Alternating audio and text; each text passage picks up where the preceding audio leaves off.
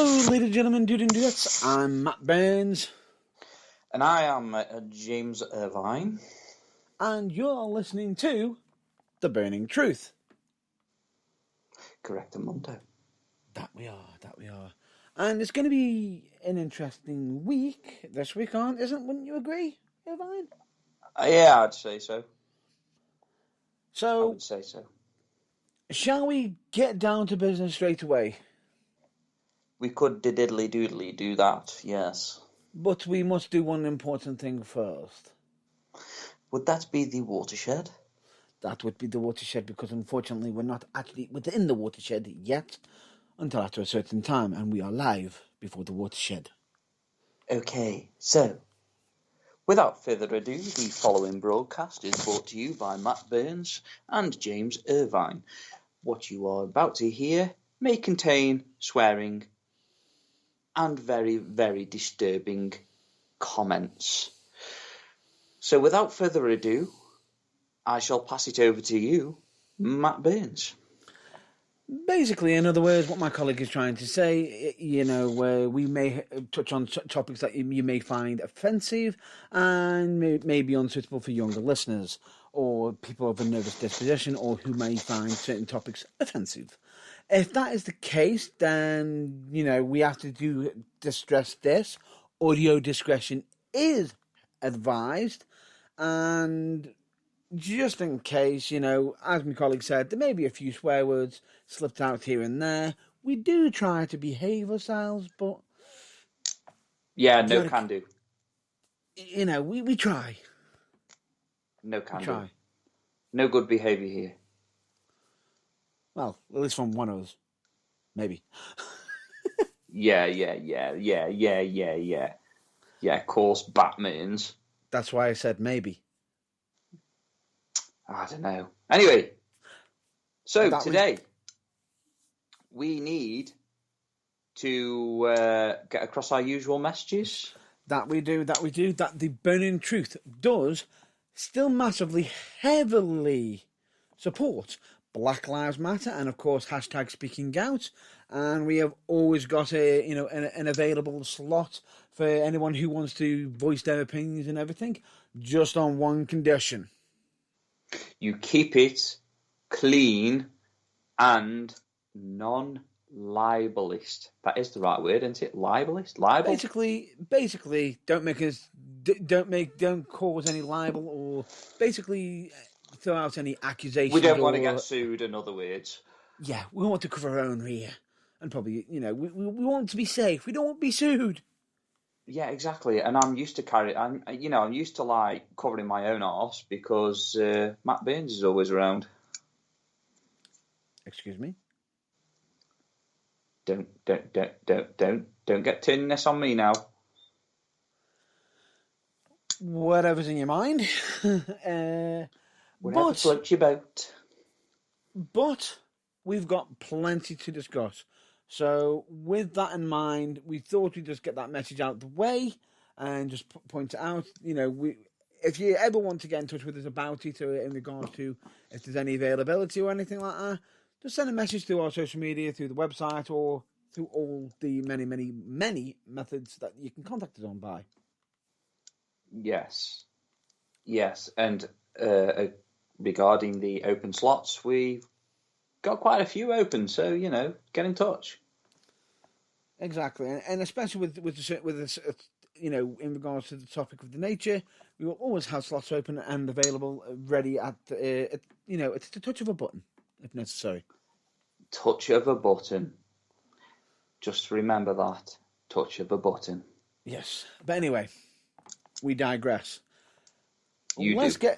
Let's get down to what we are here for, which is wrestling. Our weekly dose of wrestling content. That we do. Of course, there's plenty of topics that we can cover, which is the fact that we've actually got some interesting topics involving AEW. Yeah. I know. 2 weeks in a row. Shocking. It is. Basically, we're going to be talking about Sting and what's happened recently we're possibly going to be bringing back another subject that we've already covered on The Burning Truth last week. Yes. I know. We're involving a tournament. I believe it's a tournament. Yes, the women's tournament in AEW for the number one contendership. Yes. And of course, we've also got to talk about a certain plea that has happened from AEW. And no, this is not Matt Burns pleading for wrestling to return. Although I am. Even though he is. Yeah. Should have heard him crying earlier. Yeah. Nope.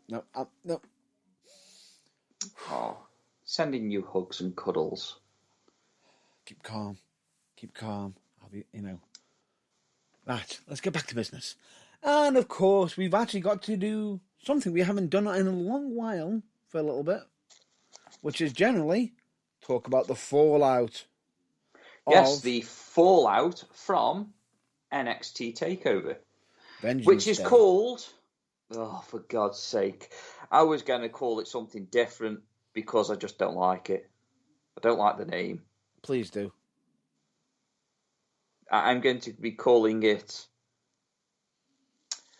The Day of Reckoning. I think Reckoning's already taken. God damn it. Oh no! I said God.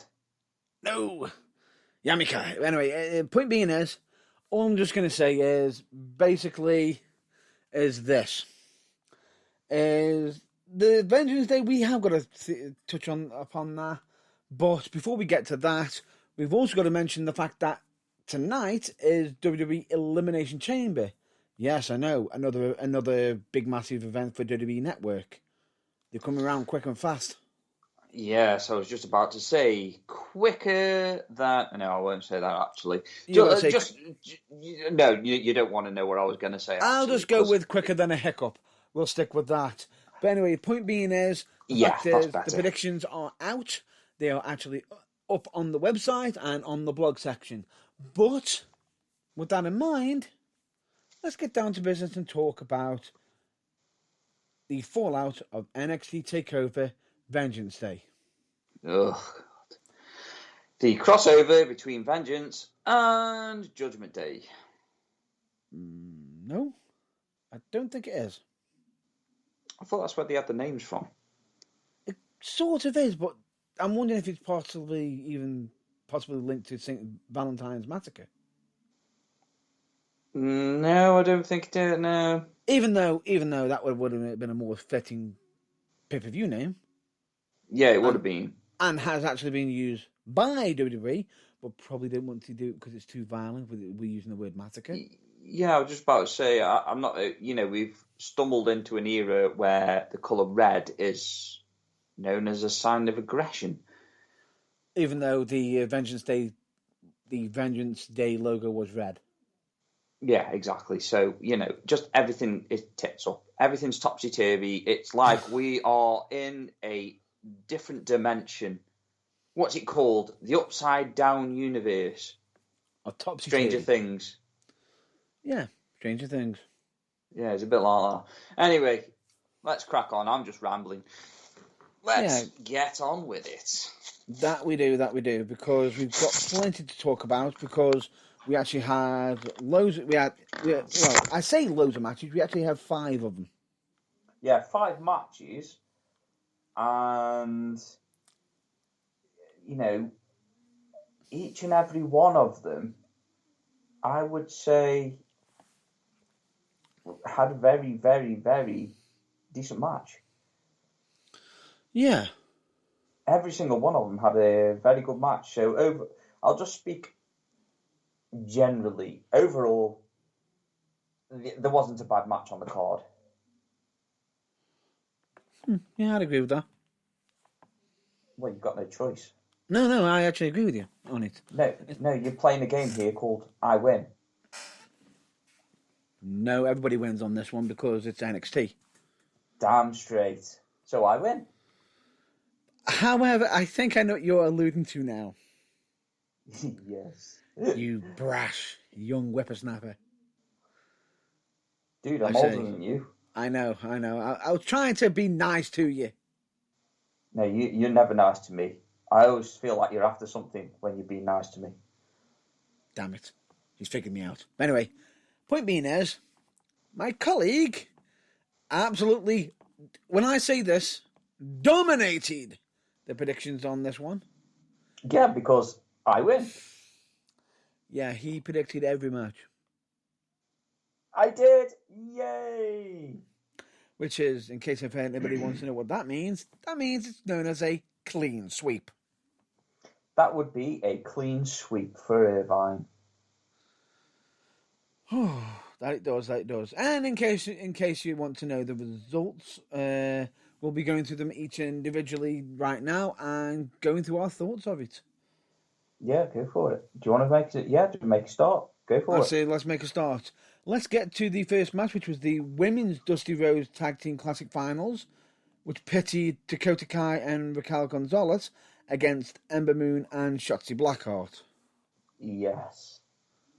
Now, I will say it wasn't the best match on the card, but it was still pretty damn good. Yeah. I mean, I don't know what it is at the moment, but all the matches like that seem to have a lot of a lot of good spots. Good interaction, good back and forth, competitiveness at its best. Feels as though, who could win this? Anyone can win this. Yeah, exactly. And I mean, and Raquel Gonzalez is a big lady. She's like an Amazonian warrior, and it's good to have that dominance about you, but also you've got to get over that you have weaknesses as well. And she played that off down to a T. She didn't look unstoppable. Yeah. But she looked like, you know how Braun Strowman comes across it? He's just like, "Rrr." Or translation, I'm not finished with you yet. Yeah, exactly. And she's got that presence about her, but she actually, she can actually put across that she has weaknesses as well. Yes. Which is really good, and it's really refreshing to see. It was a good back and forth. I will say there is some major ups for this match, but there is some little bit downs to this match. I thought as well, personally. Yeah, there was. I mean, some of the back and forths just they let themselves down. Like there was a few kicks and hits that just didn't seem to connect for me. Unless you're outside, the one person you don't want to be on the outside is Shotzi Blackheart trying to take down, Raquel Gonzalez. Yeah, and that was quite painful.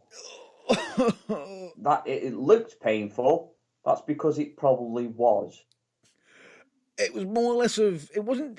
What makes it worse is the fact that I don't think the actual slam, like the powerbomb slam against, the barricade, against the plexiglass and everything, was the worst of it. It was the sheer drop onto the rear. Oh yeah, it was the drop. Not only have you got like 6 foot something of Raquel Gonzalez. No, 6 foot. Is she 6 foot? 6 foot. Oh, she's the same height as me. That shocked me, that as I thought she was taller. Yeah. Okay then.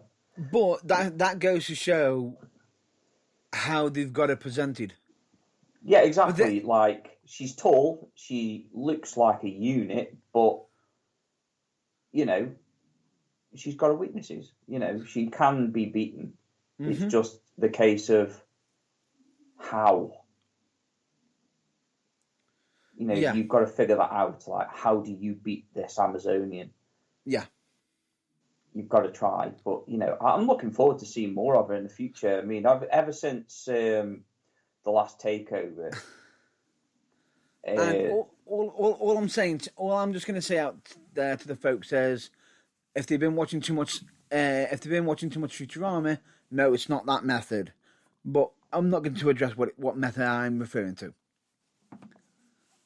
What, you mean snoo snoo? Someone had to lower the tone. Never mind, let's move on.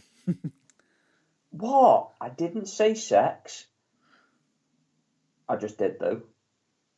Damn you, Batmans.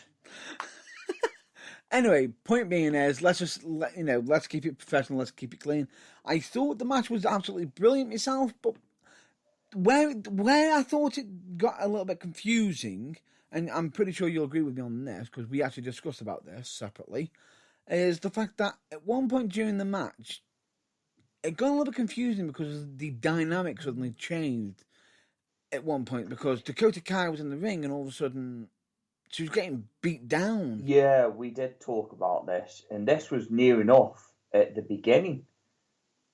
At the beginning of the match, but it switched a fair few times where Raquel Gonzalez was actually used as the hot tag.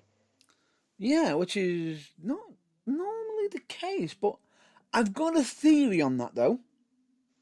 I've got a theory, and my theory is they did that deliberately because they made him more human, come across as more human, because of who they're potentially leading up to against next. Yeah, I know, but yeah, I mean, yeah. Anyway, that's another story in itself. That's another story for itself, and potentially involving boots in holes. But Yeah, I was just about to say, it wants chucking in a hole. But we'll address that for another time. Yeah, definitely. So the match itself, though, strong, really good. I think the best thing about it is that out of all four competitors involved in the match, Raquel Gonzalez came out looking like a superstar. yeah, I would say so. I think she carried herself really well, and she just managed to, really shine. I mean, we all know what Shotzi Blackheart's all about, and we all know what Ember Moon's all about, but when you're coming across somebody like Raquel Gonzalez, you've got to make her look strong. You've got to make her look big. Yeah. I mean, obviously we've got Rhea Ripley already, and she's a fucking unit in herself. Yeah.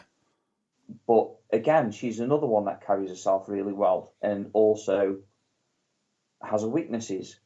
Yes. Obviously, just hers being Charlotte Flair. Never mind. But yeah. So, no. I thought that was Asuka's. Oh no, she is just everyone's. Anyway, doesn't matter.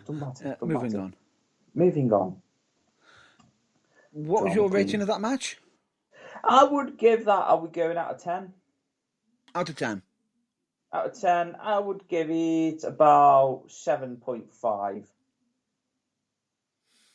I'd agree with that myself. I would say it was good, but it could have been better. I'd agree with that myself. I'd say it's about 7.5. And someone's saying, why don't you have the whole numbers? No, 7.5 is good. It's not. The weird thing about it is, it's not exactly a 7 because certain aspects of it were just a little bit up, but you can't get it for that, that rounded 8 because there were little, certain shots that could have been a little bit more stiffer, a little bit more oomph behind it. Yeah, it could have looked a bit more realistic. And unfortunately for Ember Moon and Shotzi Blackheart, all the downsides of it were on their behalf. But let's just get on to the next match. Match number 2. Go for it. Single match for the NXT North American Championship. Which is Johnny Gargano versus Kushida. Thank you very much. And I'm going to let you go first on this one because I know my thoughts on this. Is my inner geek showing again? Is your what? My inner geek. My inner wrestling fan. Oh, well, I was hoping that it was. I'm so glad that you said it was that, because I was getting a bit worried. Yeah. Anyway, all I'm just going to say is this match was a wrestling clinic. It was a wrestling masterclass. Let's just put it that way. Yeah. If you want to see good technical wrestling, no, scrap that. Excellent technical wrestling Yeah. at an extremely quick pace, then this match is for you. Definitely. And Definitely, not just 100%. to mention the timing and, the ability of both wrestlers. It's just phenomenal. You literally couldn't tell who was going to win. It was that good. Yeah, pretty much. And the fact that you got Gargano being Gargano, being Mr. Mr. Takeover and everything, the big man on campus and everything, and then you got Kushida, who, good lord, how many counters has he got that results in breaking that can lead to breaking someone's arm? Yeah, I mean, I can't recall how many times he actually managed to get Gargano into a fucking armbar, but what the fuck? It's what makes it so weird. It's like drop kick in midair, suddenly in an armbar. Yeah, I was. Oh my god, no! We're talking Chris Jericho, Dean Malenko, fucking armbar list, aren't we? It's just like we're going from a backflip into an armbar. That's what I mean. It's almost like Kushida's listening to Chris Jericho saying any move can go into an armbar, and he's literally doing it. It is literally one of the most fascinating things I've ever watched, because obviously, we all know Kushida. He's very, very good at getting into submissions. But this was just on another level. Yeah. It's as if, like, he's gone backstage to Gargano and just gone, let's make this like it was a main event. Yeah. And wow, what a fucking show. I can't fault it. I don't even think there was one bad part of that match. They both worked. And this is what I'm going to say. You're going to be nitpicky now. And this is no discredit to either man. But you're going to be nitpicky. It's actually what happened before the match. Oh, with the whole, yeah. Austin Theory going missing and what have you. If anything, I think that actually didn't do either of them any favours. How do you know what I mean? But at the same time, did him favours. It was like it's a weird dynamic, because if they were there at ringside, we would not have had the masterclass that we had. Yeah. But if they were, Kushida wouldn't have been. It's weird, because how the match ended, it was the fact that it was a clean win, wasn't it? Yeah, it was a clean win, but it just goes to show the resilience of Johnny Gargano. That's all that match was for. Even though I was begging for Kushida to win, weren't we all? Because I just thought to myself, this man deserves the North American title. Although if he had won it, you would have not had a clean sweep. Yeah, but that doesn't matter. But you still would have won. I know I would, because you're not very good at this game. Funny. The game that's called I Win. Funny. I win. But the match itself, top to bottom, wrestling clinic, brilliant, top to bottom. Honestly, absolutely loved it. Would recommend anyone to go back, watch it if you want to watch some technical school wrestling. Yeah, it was just really insightful as well. Not only that, the lead up to the finish of the match. Yeah. Literally, you thought that Kushida was going to win. You could have thought, holy crap, Kushida's going to win. This is going to be amazing. What a pop this will get. And next thing you know, Mr. Takeover takes over and wins. And it's just like, even though he's practically had his arm torn to pieces, he just managed to pull it out of the bag, and it's really good. Really, really good. In fact, it's fucking amazing.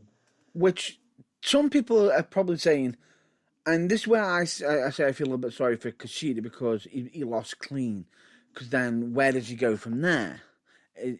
Potentially you can't turn around and say, oh, he had the ways help. No, he didn't. He lost clean. But does that mean he's done with it? We'll have to wait and see. But for Gargano, this also strengthens him because yes, he is a heel, and yes, heels don't normally win clean, but it puts the emphasis on how meaningful the NXT North American Championship is. Yeah, it was as if basically what Gargano is doing is what Seth Rollins did for the Intercontinental Championship when it was becoming obsolete, where it was becoming a joke. Where it was, potentially, oh, let's just pass it round. No, this says you have got to you've got to be ready to kill me to take that off me. Yeah, exactly. And that's how it should be. That's how it should be. With a title, you need to come across like Drew McIntyre does, like Roman Reigns is at the moment. Oh my God, I never thought I'd say them words. But yeah, like Roman Reigns is. Sorry, I nearly threw up. It's all recorded. Don't worry, I'll play it back to you later. You're just so mean to me. Yeah, I know. Anyway, keep going. That's sad on me. But let's continue. But yeah, so yeah, like I say, they are all like, you've got to kill me to get this title off me, and I will do anything to keep hold of it. Yeah. And I will go through hell to keep hold of it. Pretty much. So yeah, without further ado though, let's move on to the next match, because I mean, if you want to watch that match again, if you want to watch Masterclass, just watch that. Yeah, pretty much. Let's move on to the third match, which is the Men's Dusty Road Tag Team Classic Finals. Oh, by the way, we forgot to mention that on the women's one, whoever won the Women's Dusty Road Tag Team Classic Finals also receives a future WWE Women's Tag Team Championship match. Against? Whoever is the current champions. Who are? Which, at the moment, Nia Jax and Shayna Baszler. At the moment. I thought we were just chucking that one in a hole. No, I think they've already dug the hole enough. Dad, what's a butt plug? Never repeat it again. £10. Anyway, so next match. I don't want to talk about Nia Jax. I don't. Yeah. I just don't. But anyway, back to it. The Men's Dusty Rhodes Tag Team Classics. The winners also receive a future NXT Tag Team Championship match. Exactly. So, and in case if anybody wants to know who the NXT Tag Team Champions are, by the way, do you know who they are? Yes, I do know who they are. I'm just making the public aware of it. It is Danny Burch and Oney Lorcan. But yes, we'll get down to business and state about the match itself, the actual match that we want to get to, which is the fact that it is in the final MSK Nash Carter and Wesley didn't need to say that. The grizzled young veterans. Oh my God, you're such a fanboy. I'm not a fanboy. Yes, you are. Zach. Which is James Drake and Zach Gibson. Zach, Can I give a cuddle to you? Teach me. Not going to go there. But the match itself, absolute brilliant. Masterclass on tag team wrestling. Yeah, I'd agree with that. It was really good. I actually learned quite a bit from Zach Gibson there. I really, really did. Just how he carries himself in the ring. Teach me. You know, don't get turning this on me. You're the one that's just literally salivated all over your microphone. I actually didn't. But anyway. Yes, you did. I can hear the drooling. Gross. Really? Anyway, never mind. Continue. Get tissue. So, MSK. I tell you what, they've come from Impact. Yeah. And they hit the ground running, quite literally. And now they are just tearing up the tag team division in NXT. They almost gave me tingles down my spine because it reminded me of a certain tag team that I'm quite a big fan of. Go on. The Hardy Boys. I can see the comparison. What I thought was interesting about this match as well was the fact that I was looking at it, I was listening, thinking to myself, if MSK don't take it serious with their opponents, you know, the grizzled young veterans, they weren't going to come out on top. And then you had that moment where it was just, nope, I've had enough. I am sick and tired of what you're doing. Yeah, exactly. And normally when you've got tag teams, they kind of get lost, don't they? During the match, you got certain individuals that get lost, and they're just like, oh, I'm not really interested in this, or going through the motions, and it just seems a bit generic and robotic. But MSK, they just come across as a tag team that actually want this. They're hungry. Yeah. They're actually hungry. I mean, the grizzled young veterans, they're no slouches. They're no slouches, and they are just as good as MSK. Not as agile. But you don't need to. Not as agile, but you don't need to be agile to be a good wrestler. Yeah.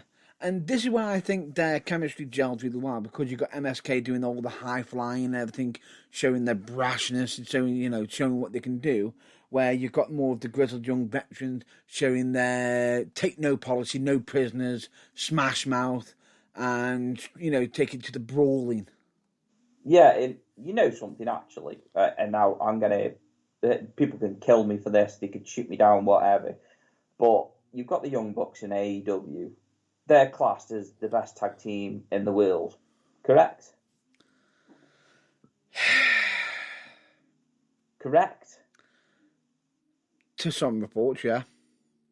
Yeah, well, not in my eyes. If anything, MSK are way better. Way, way better.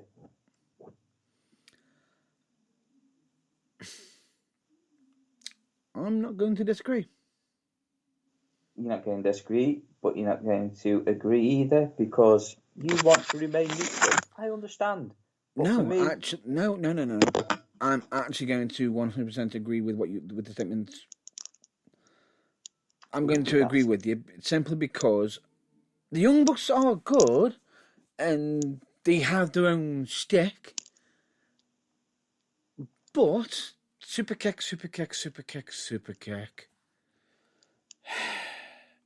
Great way to put over a finisher, guys. Yeah, I bet you Shawn Michaels is sitting there going, what the fuck? You full well know that I believe Jim Cornette is saying, what the hell? Yeah, I mean, that's the only thing that I can agree with Jim Cornette on is that they just have turned wrestling into a bit of a joke.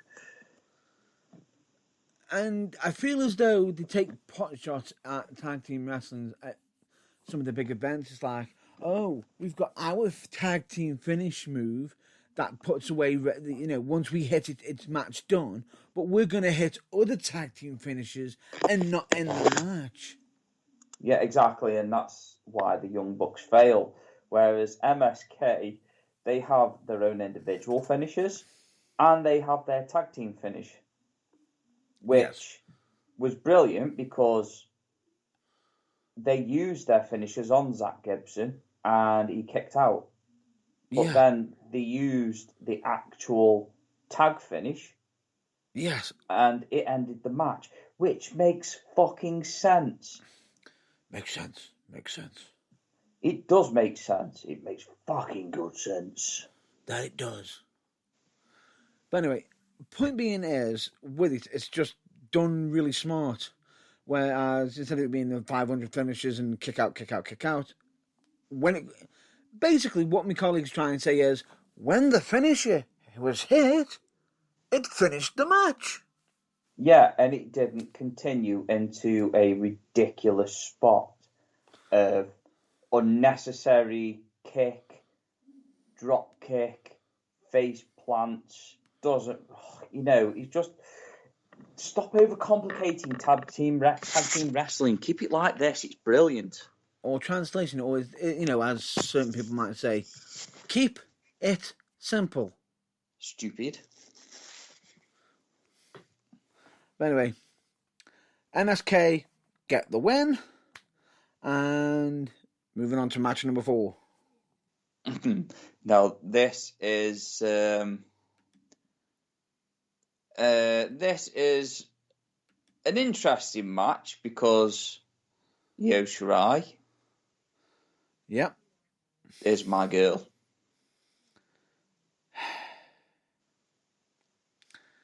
Yep.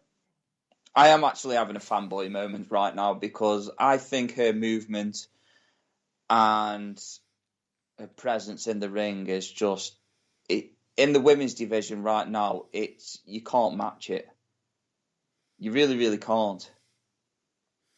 Mm-hmm. And she's the one who took the belt off Charlotte Flair without pinning Charlotte Flair. Yeah, exactly. Even though she should have pinned Charlotte Flair. Anyway, let's not go there with Charlotte fucking Flair. Her dad's annoyed me enough as it is this week.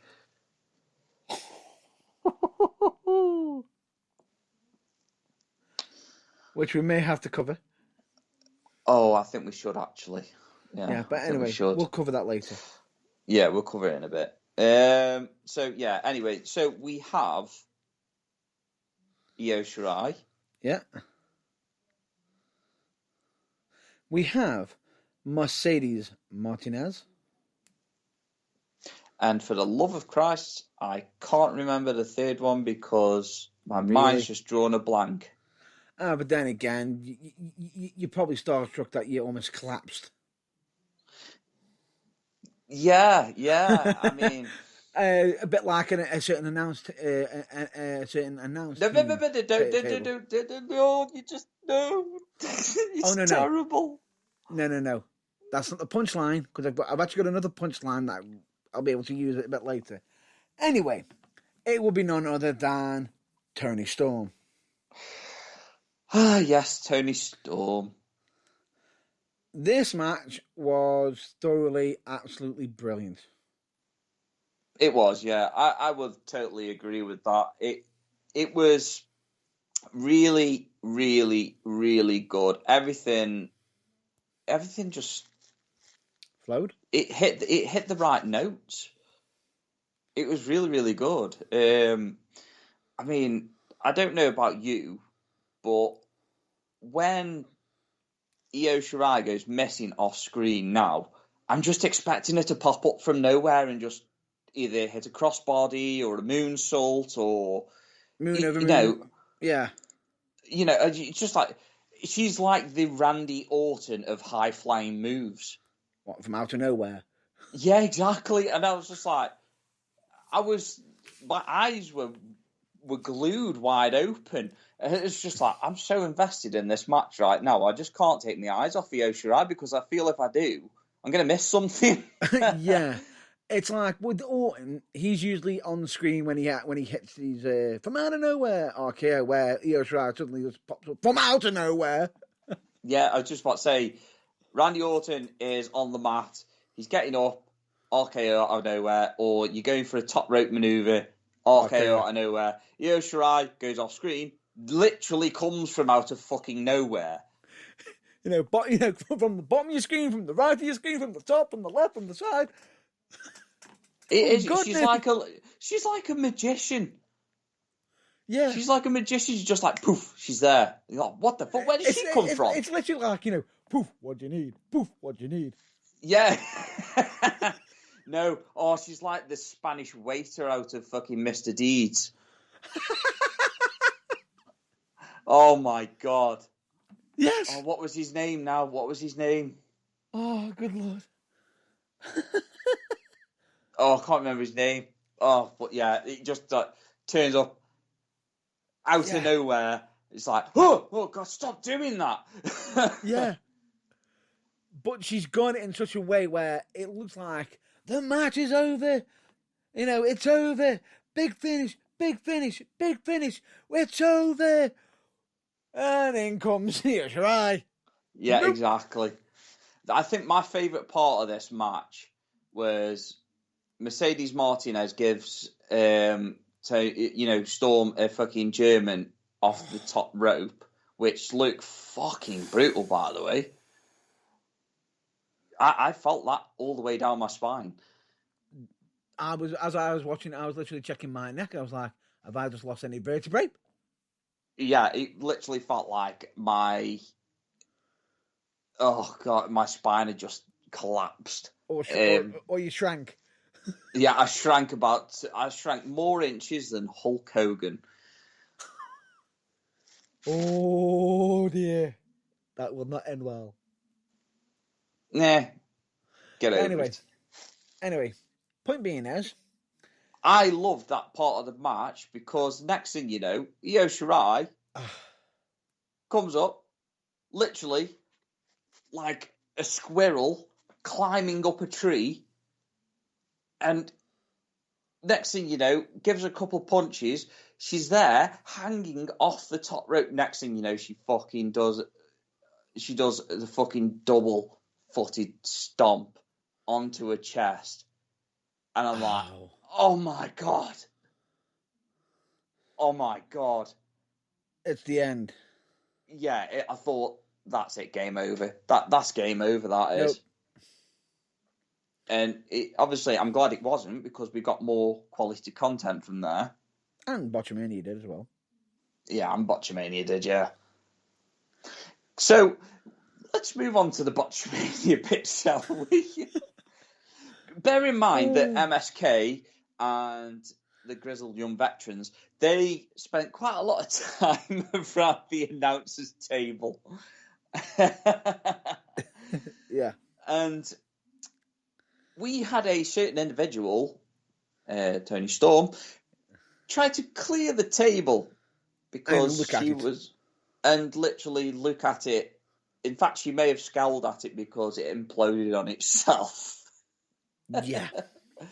I mean, of all things, when you're using a prop like a table, an announcer's table, for God, the love of God, make sure it's fucking sturdy enough to at least hold a TV, like the little screen TV, and a microphone on it. Are you ready for this one? There was an actual tweet on Twitter in regards to this that just said amateurs, rookies, and it come from the WWE Spanish announce table.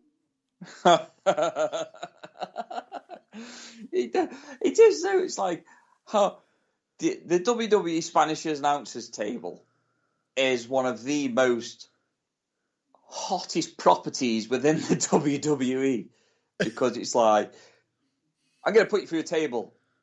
Not that one, not the English speaking one. Oh no. Let's go to the Spanish one.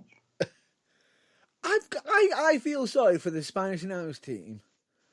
Because they spend most of the fucking match standing up. Either standing up or having to sit on chairs with nothing in front of them. And I've got to feel sorry for the commentators for the amount of times when they've had, they've had someone come through, especially the most infamous one where Mick Foley comes flying off the Hell in a Cell into into the Spanish announce team. You got them looking up, go, "Oh, incoming Mick Foley!" Yeah, incoming. I wonder if they actually knew about that. No, they didn't. Can you imagine that? I don't know what the Spanish is for holy fuck, but holy fuck. It's more likely, holy shit. They was probably announcing that they were on top of the cage in Spanish, and next thing you know is, oh my god, holy shit! It's almost like, I'm almost interested in rewatching that match and putting on the Spanish commentary just to see what happened, because he must have gone, he's coming back for us. It's either that or it's, oh shit. Yeah, but anyway, back onto the match itself, which was the original triple threat for the NXT Women's Championship. But let's not get back. You won't be able to get onto the subject of the table because the table had already collapsed. Pretty much, which did actually annoy one person in the back. Yeah, drunken Adnan. No, Triple H. Yeah, I'm not surprised. I bet you he had got true Vince McMahon syndrome and his veins were popping out of his fucking head. No, he's probably sitting there thinking, Vince McMahon will never let me down for this. No. He wouldn't have been sitting because we have already found out. Yeah, we've already established that furniture in the WWE doesn't last very long, so he definitely wasn't sitting down. Yeah. However, I have got to give props to one person on that commentary team. Yes, and that would be Wade Barrett. Wow. What, bear in mind what I said earlier about MSK and grizzled young veterans being near the announcer's table. He actually managed to reference that to make it look a lot less ridiculous because, props to Toni Storm. She eventually managed to gather her thoughts and just continue the beatdown. Yep. But she did look a little bit lost when it collapsed. But then again, if you had a whole segment involving a table, it's just, there goes about 5 or 10 minutes. Okay, on the fly. Yeah, that's about 2 minutes out of the match gone now, where you're supposed to be lying there next to the announce table after you've gone through it. But anyway, Wade Barrett saved it with that line, actually, and props to him. He's doing a smashing job. 100%. I sounded like William Regal then. Smashing. Absolutely smashing. No, I'd say more Rick Mail from bottom. Smashing blows. But anyway, we continue. Why? For fuck's sake, why? Anyway, we do continue. The match is absolutely brilliant. It looked like we were going to have a wrap-up, like we said. The end came from absolutely out of nowhere. Moon over moonsault from out of nowhere, just as there was a pin being done. Boom, there goes Toni Storm completely out, and there's, Mercedes Martinez right for the picking. 1, 2, 3. Absolutely brilliant, retaining the women's title. Io Shirai. Again, brilliant match. Just watch it. Trust us. Just watch it. Definitely. Trust us. Would you kindly watch it? Yes, please do. But anyway. Next. We've now got to get to the end. Ladies and gentlemen, yes, we know we've been on this for quite a while. This is the main event. Yeah, the main event. So, Finn Balor, Pete Dunne, been waiting for this match for a very long time. Wow. Notice that we both said wow at the same time there, because wow. Just wow. You know what? I have actually made up my mind. It is my favourite match. It is a match. I was so torn between Gargano and Kushida and Balor and Dunne. Yeah. but I think I've just made my mind up. And I think I'm going to put the extra stamp on it and say it's mine as well, and so it can be officially recognised as the Burning Truth Match of the Night. Yes, definitely. Oh wow, what a match! It didn't disappoint. I mean, Don's always said that Balor's been running from him, but it was just the case of Balor was already progressed where he was, and he was moving on to better things. So Dunn turns up, but don't get me wrong, it worked. It made me believe the whole situation. But I tell you one thing: how good is Pete Dunne at joint manipulation? Ooh. He is like Kushida, but at sloth pace, but with joint manipulation. Yeah, it'd be like, you're both down, you're sitting there thinking to yourself, I've almost killed him. I'm going to get up. No. Yeah, exactly.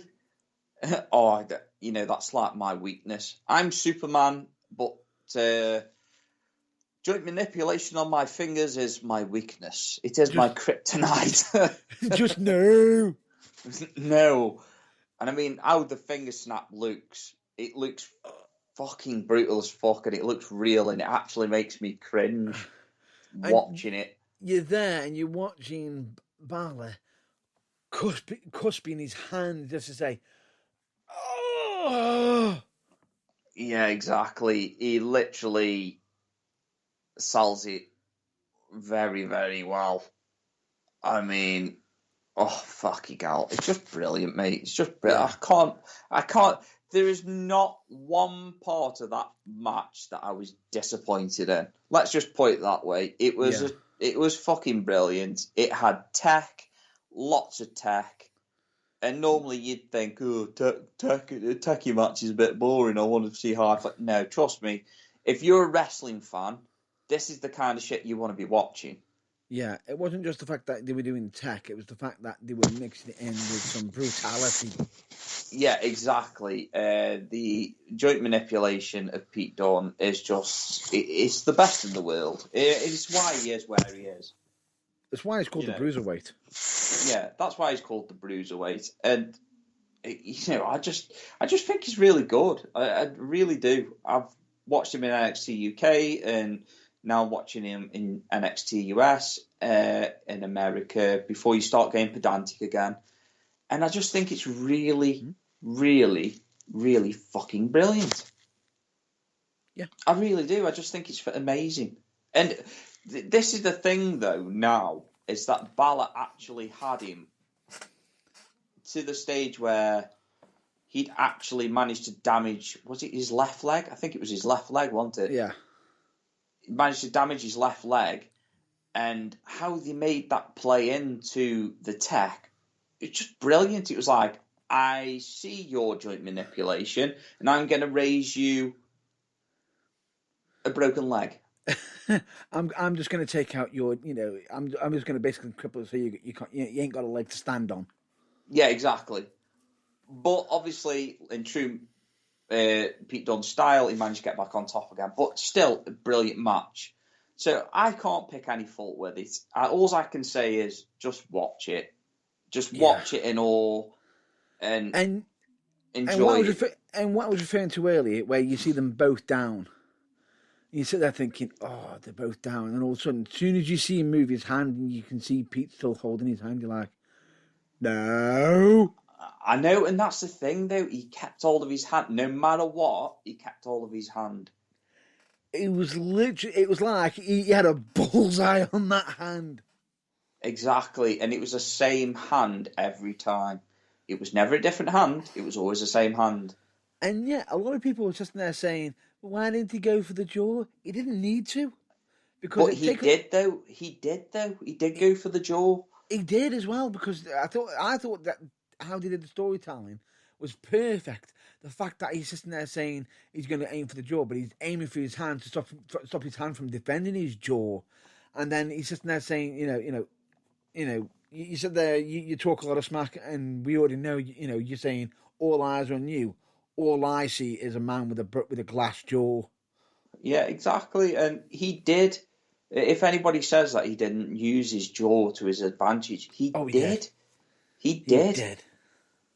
He really, really did, because the forearms to his jaw, Ooh. the punches to his jaw, the Ooh. knees to his jaw, the elbows to his jaw. Honestly, how could you say that he didn't hit his jaw? I He wasn't did. saying that. I wasn't. No, not you. I'm just referring to people as in general. Yeah. He did. But the match, absolutely clean, crisp, and then we even got a little bit extra. Yes, we did. So the match speaks for itself, so just please watch it. But the end of it, obviously we've got the tag team champions running down and getting really pissed off and beating Finn Balor up. Yeah. And chucking him back in the ring, and then obviously you've got the trio beating him down. So yeah. I don't think that feud's done. No. But I do believe it has opened up a new feud now. Ooh. And unfortunately, it's teased now that it's the breakup of the Undisputed Era. Yeah. Adam Cole, what the fuck? Yeah. And there was one person out of that entire group who wasn't, hadn't turned or, knew exactly what was going on. Unfortunately, I would say that, that Kyle O'Reilly would have known what was going on if he was actually conscious. Yeah, I was just about to say. Because not only did Balor get super kicked in the face clean by Adam Cole and completely KO'd Finn Balor, but he also, after much bickering, he did to Kyle O'Reilly as well. Yeah, and you got to feel sorry for one person in that entire situation. Yeah, the two men in the middle, really, aren't they? Well, one of them wasn't exactly there. Yeah, I know, but that's what I'm saying, though. We don't know their thoughts on it yet. Exactly, which, if I'm not mistaken, Bobby Fish has been a tag team specialist with Kyle O'Reilly for a long time. And he's probably going, did that just happen? But then you've also got Roderick Strong, who was actually there. Who didn't know what to think of it. And then you got Adam Cole saying, follow me. See, now this is the thing. I mean, I mentioned this to you not long ago, and I don't know whether you agreed with me or not, but my thing is that we all know that Adam Cole eventually is going to get drafted to the main roster. Yeah. And the Undisputed Era, they're not going to be with him. So now, by doing this breakup, it opens the pathway for him to go up to the main roster after he's finished off with these feuds. Potentially. Because it's been teased for a while that Kyle O'Reilly is going to be the leader of the Undisputed Era, which I'm happy with, by the way. I'm completely happy with. Because I think Adam Cole's gone as far as he can go in NXT now. Yeah. So I think he deserves to be pushed up in the ranks. Yep. But no, I just it didn't really shock me. It shocked me because of how sudden it was. Yeah, and I mean, but I get I bet I know what his reasons for it are. The reasons will be along the lines of, I'm sick of running down to the ring and having our business in somebody else's business. Well, not just that though, making us look weak because we have to defend. We are not bodyguards. We were, they were heels not long ago, so we were all over the place. We ran this place. Yeah, and now look at it. It's just Undisputed Era has turned into a joke. We're secondhand. We're the bodyguards. We're having to protect the champ. Yeah, exactly. So it's just a bit silly. But anyway, I think we've covered most of that now, so we really need to move on. That we do. Some quick notes about NXT, though. They've actually got an influx of wrestlers coming in. That's the American and UK. Yeah, they certainly have. Because, if I'm not mistaken, at the event, at the Vengeance Day, we got L.A. Knight. Yeah, we got LA Knight, yeah. In case if anybody is just wondering, he looks familiar. He used to wrestle in Impact. Mm-hmm. And I believe he also had the finisher known as Gravy Train. But anyway, less of that. But absolutely great talk. It will be absolutely entertaining, and I look forward to seeing L.A. Knight. And moving over to NXT UK, wow, we have a very, very, very, very, very big announcement, and that is that Millie McKenzie has signed a contract for NXT UK. But let me just state this: reported, signed. I thought it'd been confirmed. We have spoken to her, and she's congratulating us, but it's supposedly still being registered as reported. Right. Okay. Well, anyway, I'll forget it. Irrespective of that, We'll just do it. We'll just announce it. Yes. You know, it's just really, really good. It's good for Millie because obviously within the pandemic at the moment, the UK wrestling scene is very, very quiet. Very restricted. Very restricted. We can't have any local shows, no independent shows. Unless the only one that is running is NXT UK. Nope. No, actually. Because Progress yesterday actually had a show. Did they? Yes, they did. And the best thing about it is, where can you watch it? Ooh. Where can you watch it? Would that be Powered for TV? No. Go on. It would be none other than the WWE Network. Shock horror. Moving on. Not interested now. What? It's all too much WWE. It's hurt my head. I get you. It's not a problem. That's not a problem. Nosebleed. No, but anyway, point being is, it's on there, but it's a quality show, but also shows British wrestling at its finest. Ka-ching. Which I am actually behind on. I am in full support of, 100%. But genuinely, absolutely amazing wrestler, Millie McKenzie is. Well happy for it, and believe me, when I actually found out the news, the irony of it is, I was actually speaking to Millie myself personally, just seeing how she was myself, and genuinely hearing the news, my first words to her straight away after was, congratulations.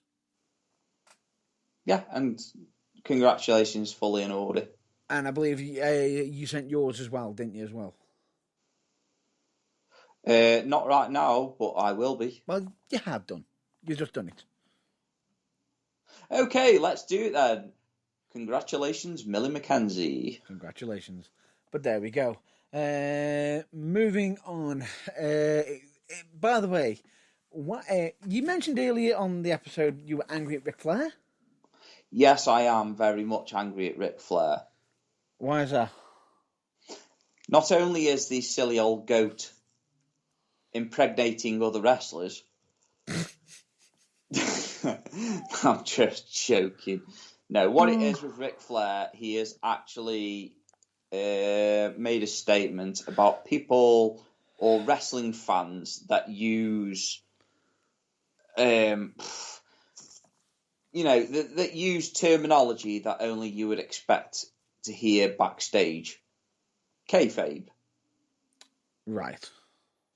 So Ric Flair has turned around and said, like, he's got no respect for fans or anybody that uses terminology like heels, face, outside. Then you've got nothing to do with the backstage of the wrestling. Stop using. It's like, I'm sorry, but wrestlers do not own them terms?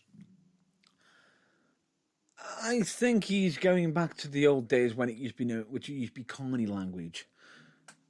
I believe. It doesn't. It doesn't matter to me. No. You'll see what I'm about to say. Yes, I can understand where he's coming from in the sense of, it could spoil things for them actually knowing the quality of it and everything. But I'm not, and this is where I'm going to say this towards Ric Flair, nothing against him personally, but bearing in mind that, if I'm not mistaken, there used to be no spoilers being released almost every 5 seconds for wrestling. And why was that? That's because you mostly only heard about wrestling through magazines if you weren't able to make it, or you were actually there watching the show. What changed the entire game of wrestling? That's right, that would be the power of the internet.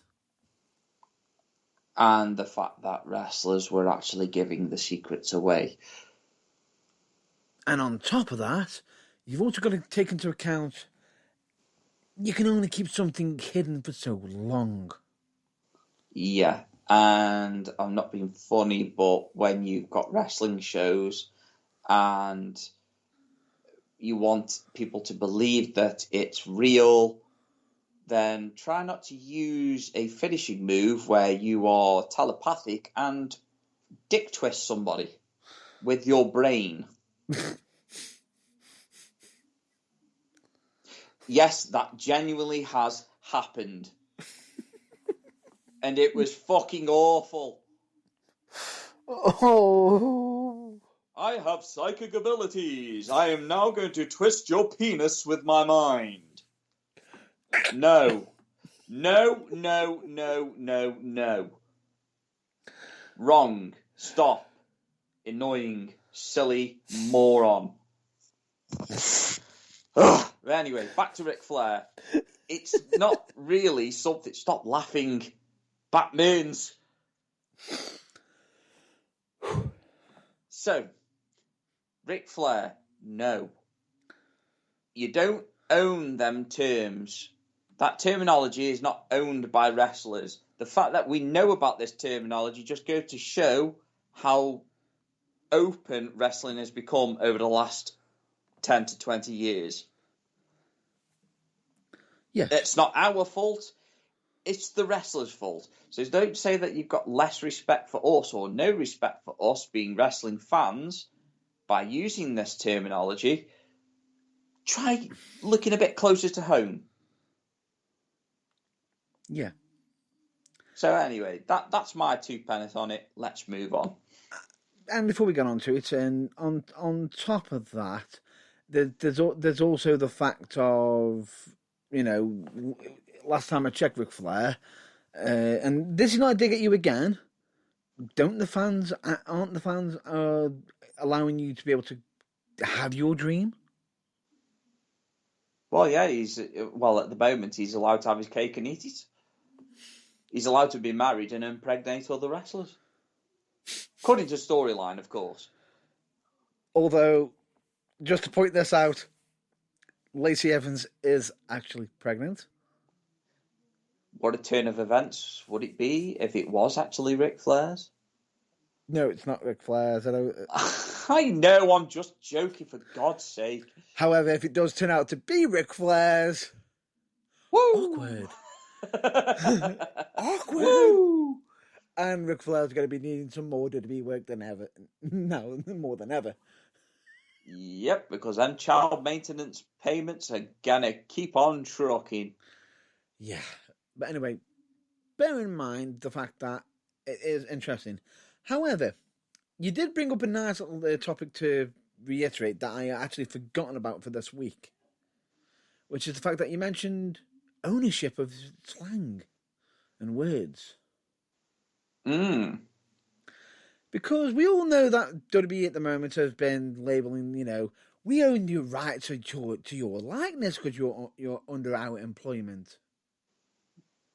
Yes. You are a independent worker, but you have to follow by our rules.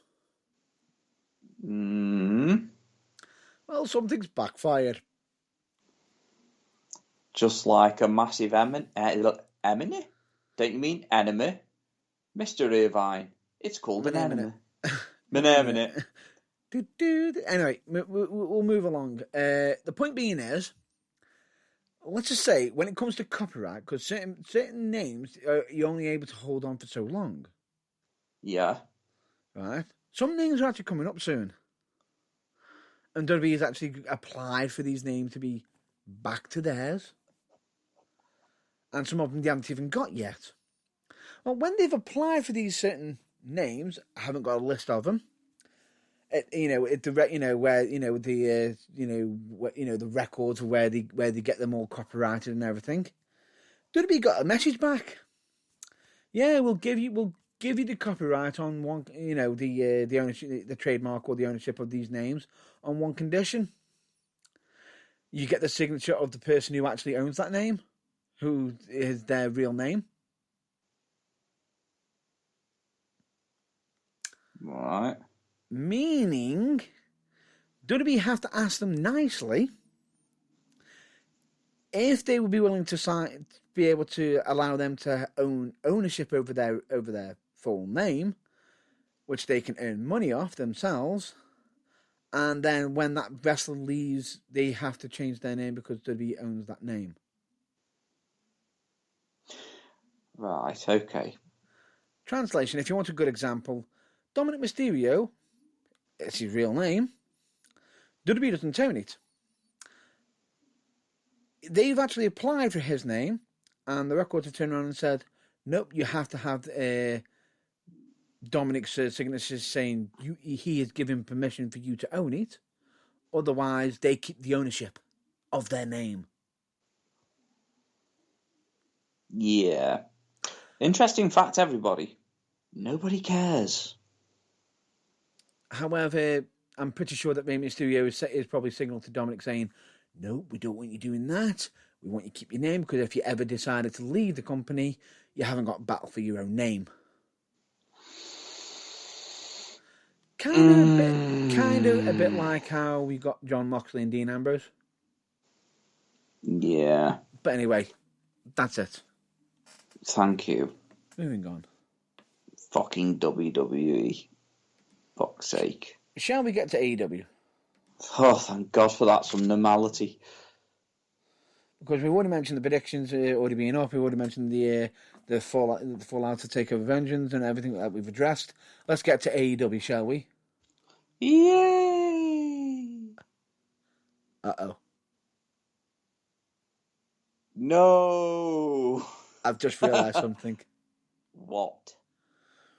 We actually have some AEW news that involves WWE. Oh, God. Can we make this one quick? Yes, we can. And I believe it was yourself who mentioned it to me. I know, I wish I hadn't now. Would you kindly? Yes. What it is Tony Khan has been quoted as saying that he would love or has made a plea for WWE to work with AEW in the future. Or to at least attempt an invasion like they tried on WCW.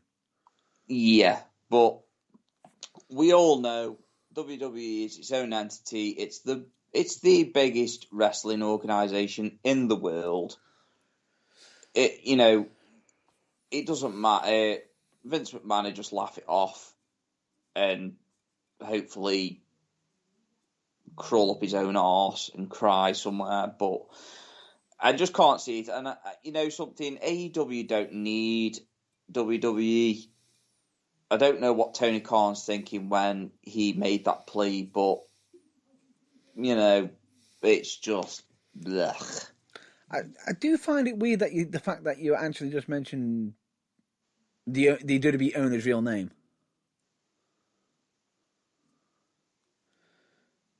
Oh, God's sake. No, I'm just saying. That's just overwhelming because all the WWE content that we've discussed is just really blagged in my head. Yeah, and it's just like I'm surprised you actually called him by his name and not his other name that you have for him. You mean fucking Skeletor? He-Man! Yes, I do, and the fact that it could be linked to Dolph Lundgren in some way, but we'll not go there. Why do you always keep bringing Dolph Lundgren into this? You know it'll get me into trouble if you carry on. If I end up slipping up once, no snoo.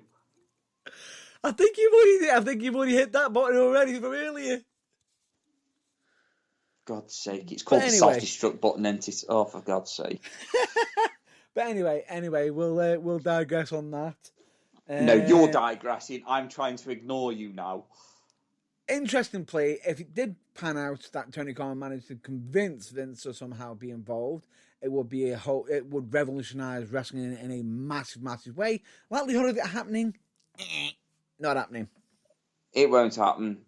WWE doesn't need AEW, and AEW doesn't need WWE. They're both their own entities. They just need to stay on the course that they're on.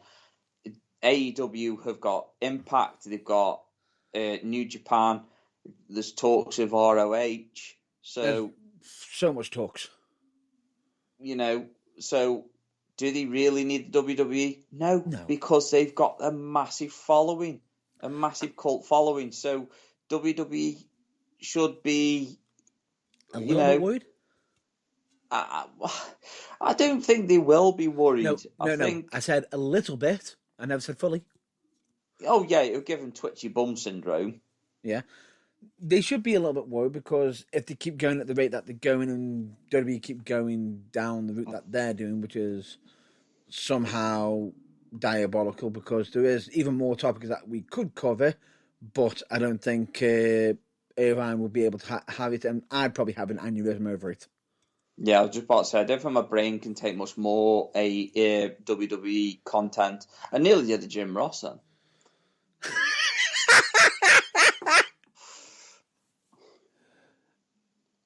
I nearly did a Jim Ross. My God, that's how much it hurts my brain talking about WWE all the time. But anyway. I want to cry. Anyway, back down to it. I've got a topic I'm going to have to address myself. Is that okay for you? If it's WWE related, I'm going to strangle you. No, it's not. It's actually AEW related in full. And it's something I'm not happy about with certain people who have been discussing on this topic, how they've been actually treating it. Ah, you are talking about a certain YouTube content. Yes, I am. So, I'm just going to make a suggestion. Make it powerful, but make it brief. Thank you very much. I will do. Basically, it's in regards to the Women's Championship tournament that is for the, in AEW, basically, which is, the number one, whoever wins it becomes the number one contender, right? They actually have an American bracket and a Japan bracket. Now, the problem that they've got is the fact that they've got the American bracket that is on Dynamite and the Japan bracket, which is somehow been put onto YouTube, right? Now, a lot of people are sitting there saying, well, that's not very professional or anything. Well, we might have turned around and addressed this ourselves last week. However, when it actually came to the actual showing of it, I actually watched this myself and I thought it was very good of how they handled it. It could have been much worse due to the fact of the current situation with the pandemic and the fact that, bearing in mind, they weren't actually doing the Japan bracket in America. They were doing it actually in Japan with their own film crew and their own setup, which means it's not the same. It's not the TNT crew. Fine, that's okay. But to sit there and say, from certain people, to say that it lowered the standard of the AEW YouTube, really? Are you shitting me? No, it didn't. It didn't. In fact, I actually thought it added more to the quality of it, and the fact that it actually added to AEW, and the fact that it's showcasing, if I'm not mistaken, 4 top matches that involved 8 Japanese wrestlers, absolutely knocking it out of the park. I believe roughly about 15 minutes each. So you actually had about an hour and 2 minutes or whatever of content, and the best thing about it is, how much did it cost? Nothing. Nothing. Absolutely nothing. And people are just there saying, oh, it lowered the standard. Really? You're complaining over free content? I'm sorry, but the matches were all good. I was thoroughly entertained, highly recommend it, and the fact that they didn't just have the, you know, the American or English commentary on there as well. They also had the Japanese commentary, which you can also watch for how much? Oh wait, free. It's on YouTube. So basically what we're saying is stop griefing content that is free. It's free content. And the way it sounded, if anybody else was literally hearing these reviews, it would look like it makes it look like it was done on a in a backyard or something. No, it's not. It's far from it. Can I just say though, one thing that we did get from this is the proper pronunciations for the names that we butchered last week. Yes. Which we do apologise for. Immensely. Yeah. But terrible human beings, aren't we? We're going to hell. Yes, we are. But anyway, point being is, top quality, highly recommend. And if I'm not mistaken, if you want to sit there and say it brought down AEW, if I'm not mistaken, at one point, I believe that Impact Wrestling has done footage like this, and yet they weren't ripped up to pieces about it. Yeah, it's just fanboys getting a little bit excited. Now, do you know how I put it down to? Double standards, in all fairness. Yeah, I'd agree. I think the fact of the thing that I'm strongest against about it is the fact that in a pandemic situation, because answer me this, you've got workers who are on in the brackets who've got proper contracts in New Japan and other companies still wanting to wrestle. How would that have gone down if they'd actually gone, right, I'm going to go to America? When they fly over to America, they've then got to wait 2 weeks. Yeah. Right? Do the wrestle for one match only, and then, I need to get back for another show, back in Japan. As they fly back over to Japan, what have they got to do then? That's right, they've got to wait 2 weeks. So essentially, they would have to be waiting around for a month for one match. Yep, for one match. And instead, we ended up getting 4 matches that could be done there and then, and they can still wrestle comfortably and safely.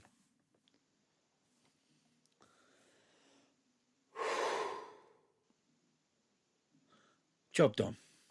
Are you done? I'm done.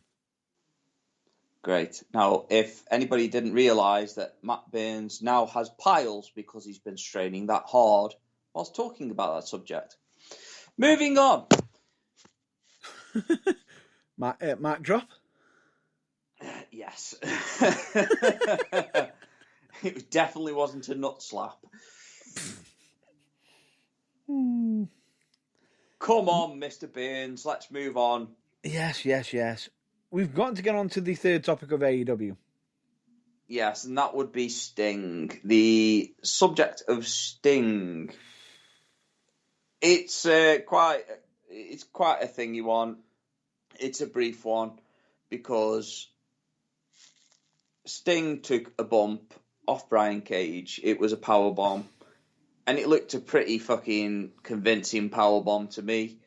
Yeah. And he literally looked like he was away with the fairies. No, it wasn't just that he was away from the fairies.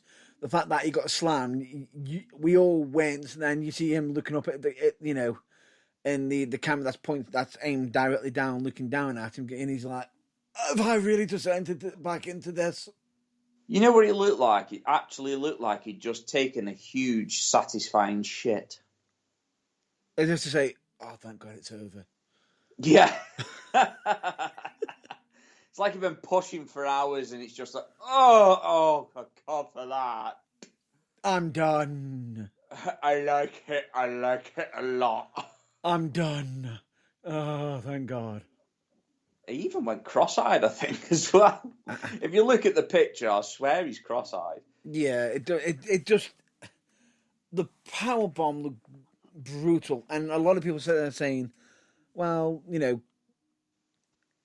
yes, he was wearing a t-shirt that could have actually had some extra cushioning, but that power bomb just makes you beg to believe that I don't even think the extra cushion would have done any favors.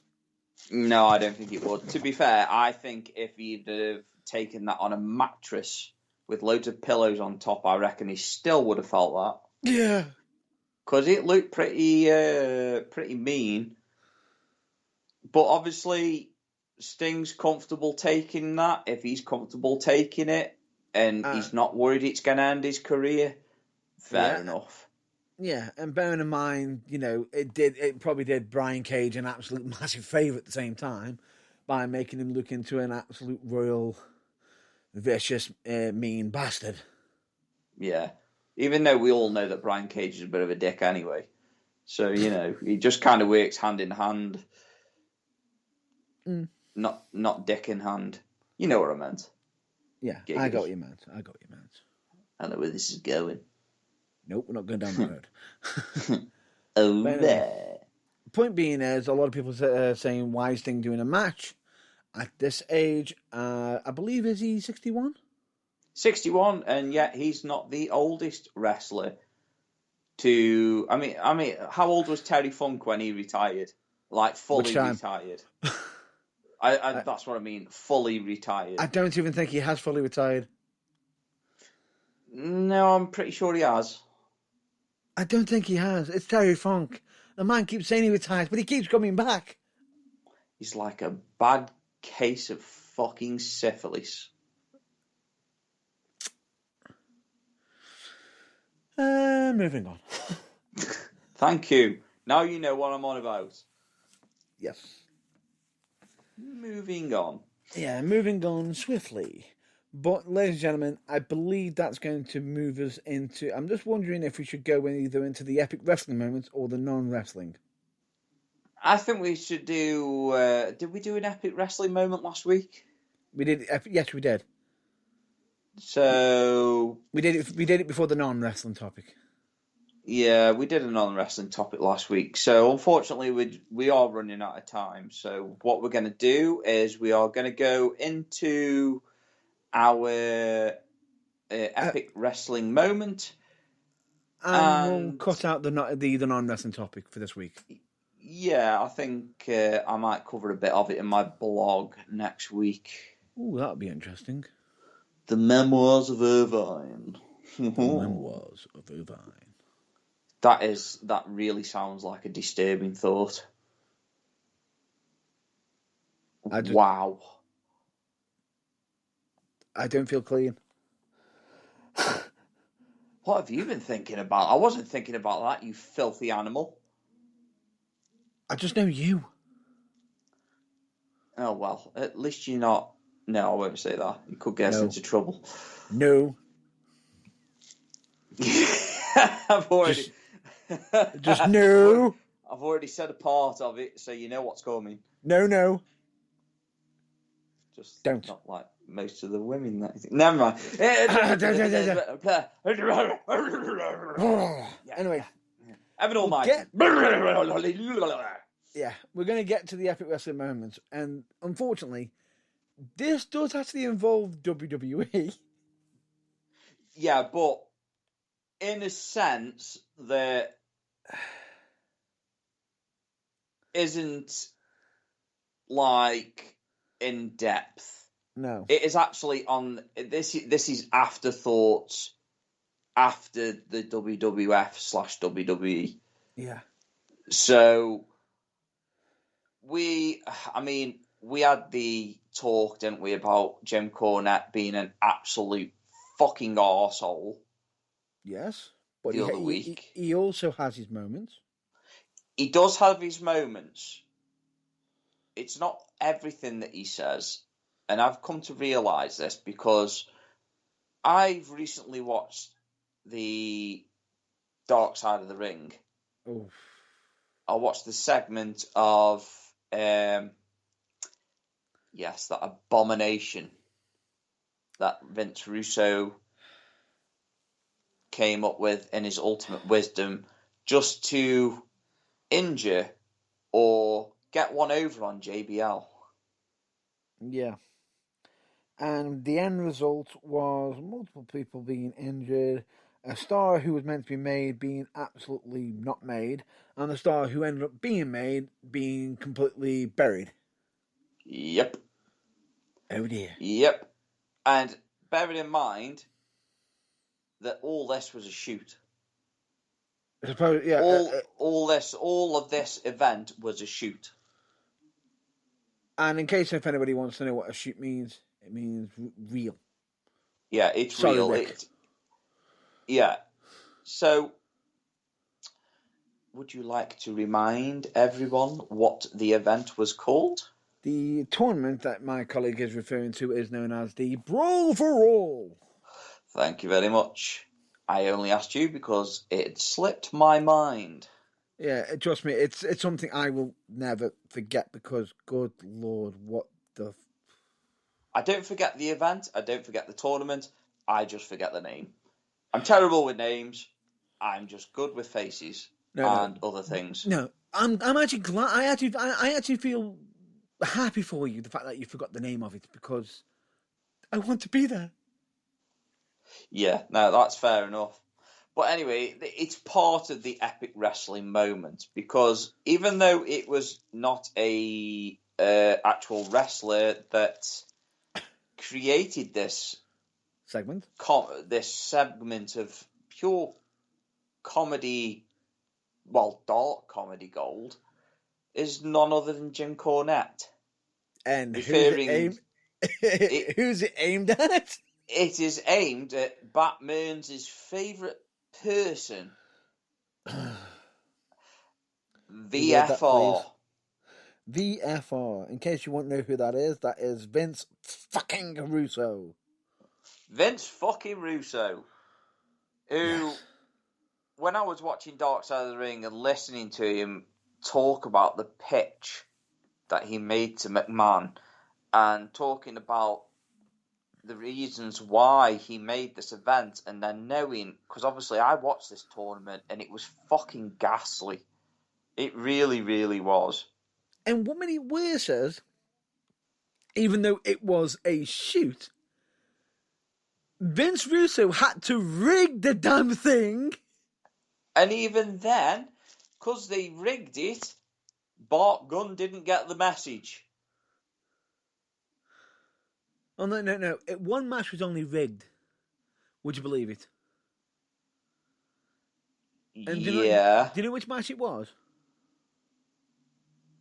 No, I don't actually. Droz versus Bradshaw. Oh, yeah, I do remember that, actually. Basically, the reason why it was rigged is because Droz got a few punches in and everything, and Bradshaw was getting beat up and losing on points. If it was any normal match, he would have lost.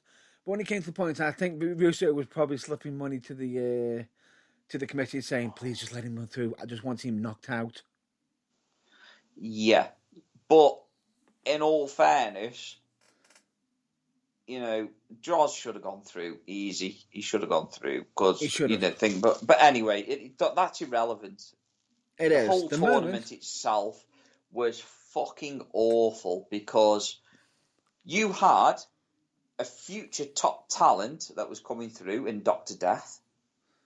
Oh, yeah. He got absolutely fucking humiliated by Bart Gunn. Yep, knocked out. Knocked completely out because they were all saying, "Oh, you're going to knock out Dr. Death," and laughing in his face and stuff. So it pissed him off to the stage where he actually pulled no punches. So it went from, he's going to beat you up, yeah, Bart Gunn's going to beat me up, really, to, man, you got knocked the fuck out.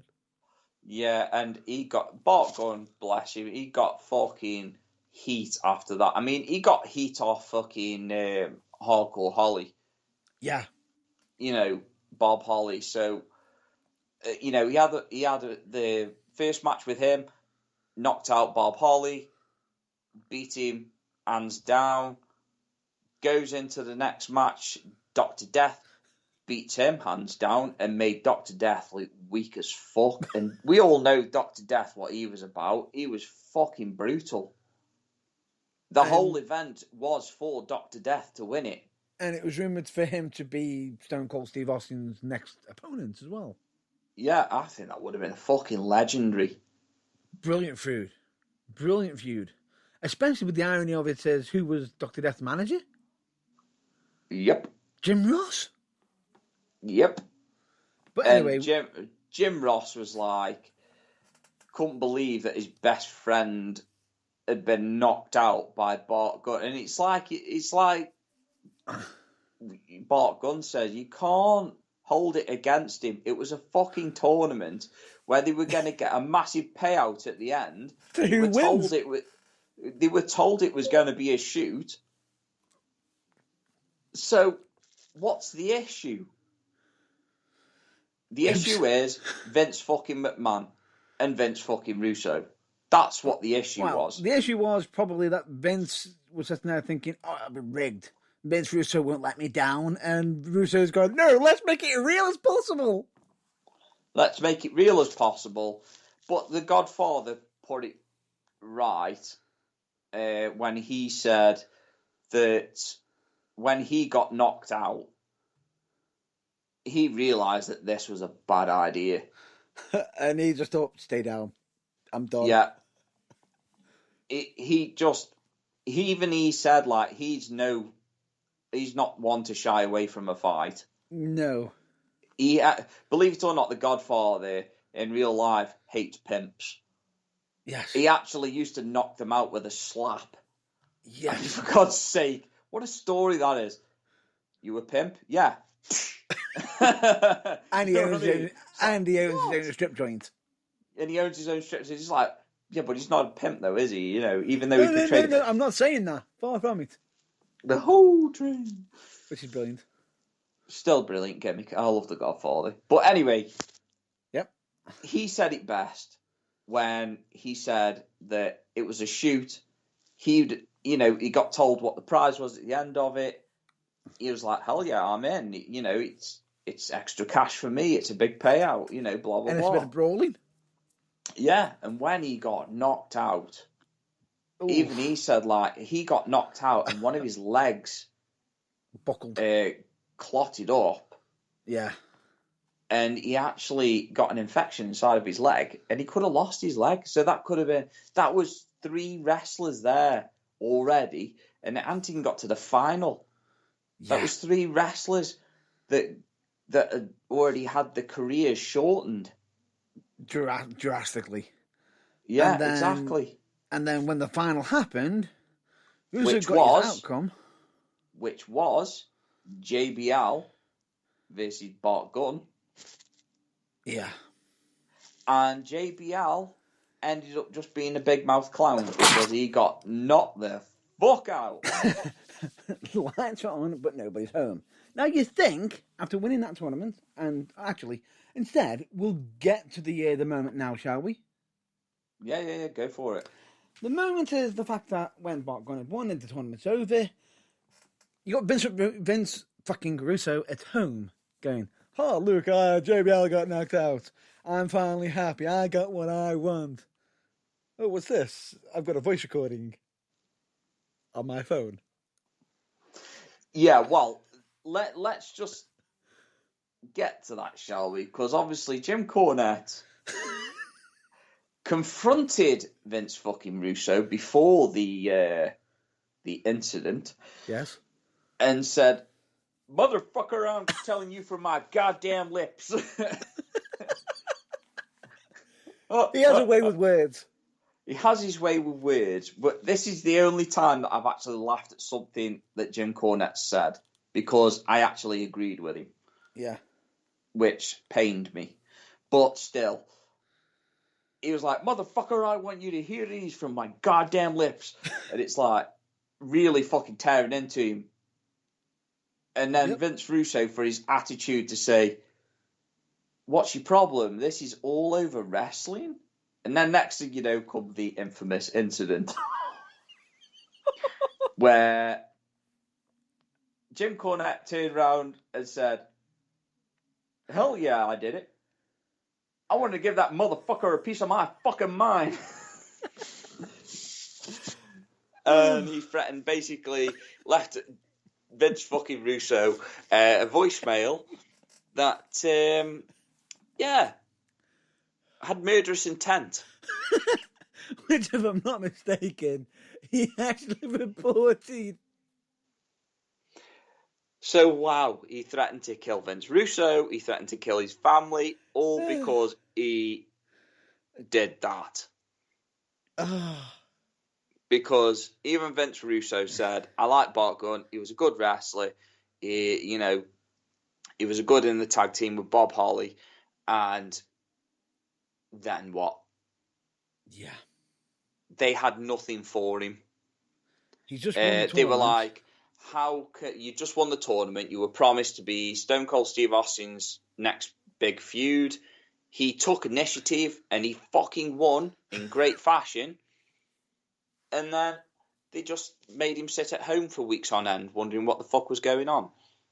So yeah, Jim Cornette's got every right to be pissed off about it, but he wasn't the only one that was pissed off about it. No. It's just ridiculous. Just ridiculous. It really is ridiculous that they thought that they could get away with that. Yeah. It was just ridiculous. And, what they did with Bart Gunn after is they turned around and said, "Oh, I know. What we'll do is we'll put you in the WrestleMania event. We'll send you away to train for a few weeks to become a boxer. We're going to put you against Butterbean, who is one of the fucking greatest heavyweight fighters in the fucking world at the time. Who was notoriously known for being in knockout boxing tournaments. Exactly. Basically, he was just a fucking unit. I mean, everybody knows who Butterbean is. If you don't, then realistically, you need to get on the internet and look him up, because he is a fucking monster of a man. If you saw him coming towards you, you wouldn't know where to go. But Butterbean said it well himself. They trained him to become a boxer. He made the fatal mistake of getting in the ring with me to try and become a boxer and actually try and box. That was his first mistake. His second mistake. He should have stuck to he should have stuck to his guns. Yeah, exactly. Brawling. And I felt sorry for Bart Gunn, because, he could have done so much more with his career. Yeah. But, he got knocked out by Butterbean, and it was a brutal knockout as well. Oh. He got up from the first knockdown, and then he was like... Credit? He was like, stay down, otherwise this is going to get fucking rough. He stands back up, knocks him clean out, and his back of his head hits the bottom turnbuckle. Not good at all. No. Guaranteed. That, and then that's potentially another injury. That could have been another concussion. Which, to be fair to Bart Gunn, though, he went into MMA and nearly faced Butterbean again. But he just didn't want to do it within 4 days, was it, that he said? 4 days that they expected him to do it in, train for the fight. And he was just like, no, give me a couple of weeks, then I'll do it.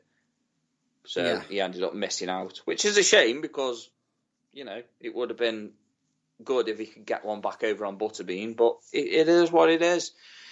But yeah, that's the end of our epic wrestling. Would that be a epic wrestling moment, or would it be a fail? Because it's got a bit of both in, really, hasn't it? It's got a bit of both, because it's a fail because of the entire Brawl for All tournament, but it's an epic moment, the fact that you got Jim Cornette throwing... Well, it can be epic and fail, because you got Jim Cornette losing his mind, his potential mind, and notoriously, if I'm not mistaken, it was where his religious threats to Vince Russo began. Yeah. Let's just put it this way. There is no love lost between them two. Oh, no. There never will be. And even Jim Ross put it the best. There will never be any reconciliation between them two. Not in my lifetime, not in your lifetime, not ever. They had one. They did actually have one briefly. Fucking hell, they did. Did hell freeze over? It was more or less to do with Impact. Oh, no. However, Jim Cornette did the best thing. He just says, I'm not being in the same meeting room as him. I'm going to be away from it. Whatever stupid shit he's got, lay it on me. I'll tell him it's stupid. Either not do it or we'll actually get on with it if it makes sense. Yeah, which nothing that comes out of Vince fucking Russo's mouth makes sense. Yeah. Because it's Vince Russo. It's Vince fucking Russo. Yeah. I mean, come on. He put the WCW heavyweight title on fucking David Arquette, so no. Yeah, but at least David Arquette is recovered, but managed to restore faith in humanity. Yeah, and if you want to hear our thingy about that, you can easily go back and listen to previous episodes where we actually discuss that. Yes, that we do. But I think that's going to be a nice place where we're going to be able to leave the episode there, aren't we? Yeah, I think so. I think we've rambled on enough and you've battered my head with WWE more than I care to imagine. And that's why I'm going to mention next week's topic. No! And it's not what you think. We've held it off for long enough. Okay. It is time. Next week, we are going to be discussing some of the worst and most fucking hilarious wrestling names used. Oh, thank God for that. Yes. Wow, what did you think I was going to say? Fallout from Elimination Chamber. And that too. No! But just in case if that doesn't happen, if we don't have time for it, I'm going to say we may do a blog on that instead. We'll see. We'll see if we've got time. We'll see. We'll see. Depending on how much time we have, I'm thinking potentially blog for me personally, but we'll have to wait and see. Yeah. What do you think? Well, I'm thinking, do I want to talk about it or do I want to write about it? Yeah, it'll be easier to type it out. So let's do that. We'll do a blog. We'll do a blog on the fallout of it. So next week is the worst wrestling names used. And believe me, there is some doozies. Oh, yeah, there is some fucking doozies out there. Yes, there is. Some of them are still in current use. Oddly enough. Oh, God. I snorted then. It was that funny. Some of them where you just sit there and think, really? But anyway, with that, I'm just going to jump into the plugs, which is where it's going to be where we're discussing the fact that, please check out UKWA, also known as UK Wrestling Alliance. We, of course, also recommend you to check out charitable organisations like Changes for Health and Wellbeing, Change Recovery Radio, Mind, Messy for Mind, and Donnelly's Hospice Cares for Children and Young People. The information that they provide could prove massively useful. You never know. We, of course, also recommend you check out the lighter side of professional wrestling, be it either Botchamania or Wrestle Crap. You're welcome, guys. Genuinely appreciate the magic that you keep doing. And, of course, OSW Review lads. Keep up the amazing work, especially What Bar segments. And, of course, we always recommend you check out, local wrestling promotion, shows. Whether if they are capable of being able to run or if not, check out their social media, be it either from, I believe, Future Championship Wrestling, United Wrestling, Future Shock Wrestling, Academy Pro Wrestling, Falling Star, Venom Wrestling Federation, Wolfen Pro Wrestling, Barracks Wrestling Academy, Progress, ICW, Insane Championship Wrestling, and many, many others. Agreed? Agreed. On top of that, just to point this out, I believe the Academy Pro Wrestling at the moment, their training school has currently got a bit of a situation, so check out their social media because I believe they've actually got a bit of a link up in regards to them asking for some help and support, which I just thought I'd just mention and give a bit of a shout out just in case if anyone is interested in looking into the situation and providing some help for them. Correct. And of course, in case I've missed any wrestling companies off on my list right now, I of course also recommend you check out Babyface Wrestling app, where you can check out all the your local promotions near yourself. And yes, they do it by from your actual radius of where you currently are. And on top of that, you can also follow promotions and also follow some of your favourite wrestlers. Including Batman's.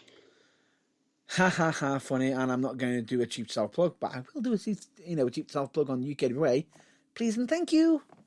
That's twice, that is. What? You've cheap plugged yourself twice. I meant to follow it. Yes, you still... Never mind. Anyway, there is, of course, the Burning Truth website, which is, if I'm not mistaken, www.theburningtruthuk.com, where you can listen to past episodes, current episodes.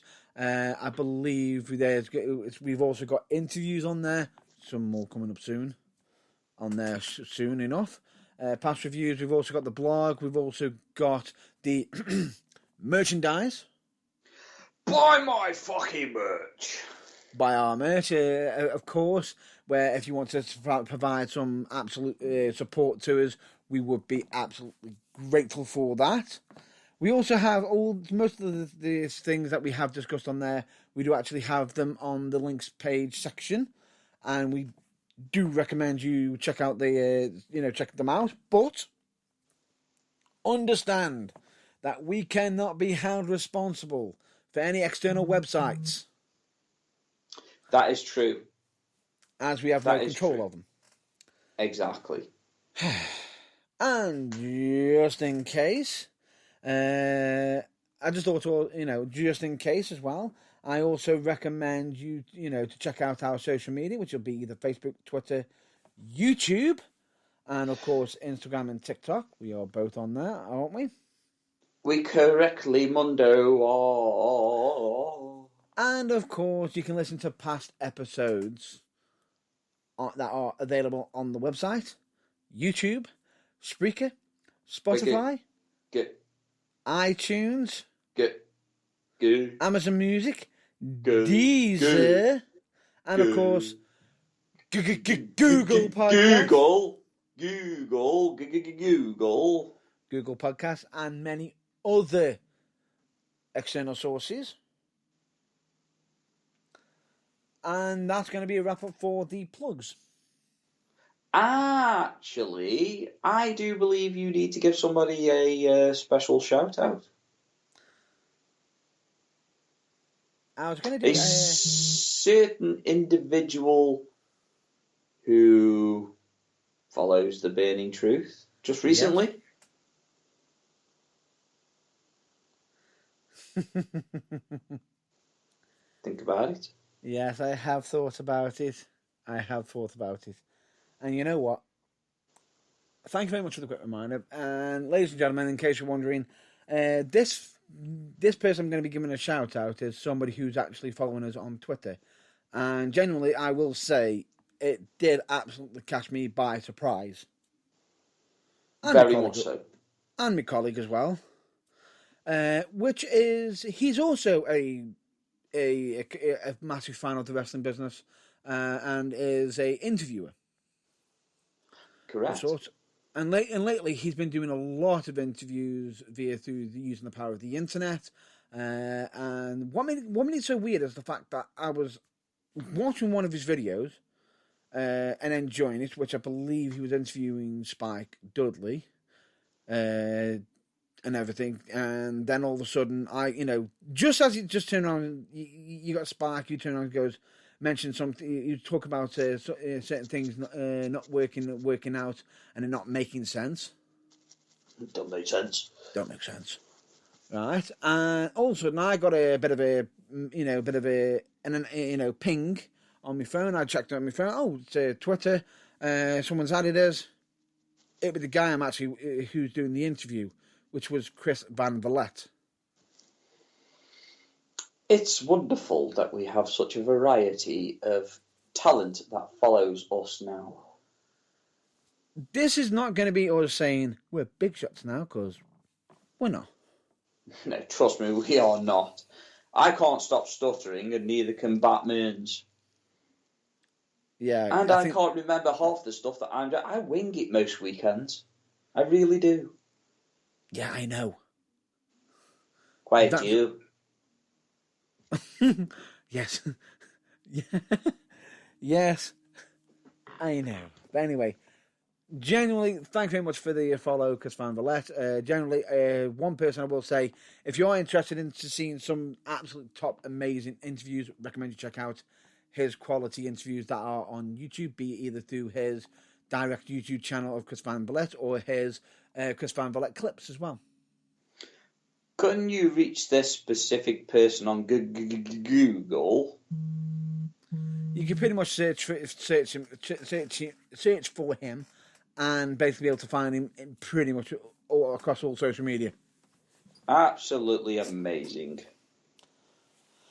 And he's a genuine, all-round, amazing, nice guy as well. Am I going to have to break out the tissues again? No. Then wipe that shit off the end of your nose. I will do just as when you wipe it off your nose and stop thinking in another location, because I know your phone has been buzzing for the past few minutes. It's not the only reason why it's been buzzing. Uh-huh. Or has something else been buzzing, especially from a certain quiz that we've been involved with recently? Yes, I did giggity that girl. I did giggity her with my geschmoigen. Anyway, with all that, I will just state this. Of course, normally I would have jumped straight after this on this episode, probably jumped straight over to a quiz. Unfortunately, not been able to make it, but there is a quiz that I would recommend everyone to check out, which is, I believe, Alice. Alice. Who the quiz is Alice? Which is on Facebook. Highly recommend it. And in case you want to know how, if you want a quick way of getting there, how about you just check on this week's blog that I did, where we actually discuss some of the future plans for the Burning Truth. Highly recommend it. Give it a read. It's interesting. But anyway, that's going to be a wrap up for the plugs and news segments and everything. And let's get to one of our most important messages that we want to get across almost every time we are on the air. Yes, ladies and gentlemen, it is okay to not be okay. And asking for help is never a weakness. Also,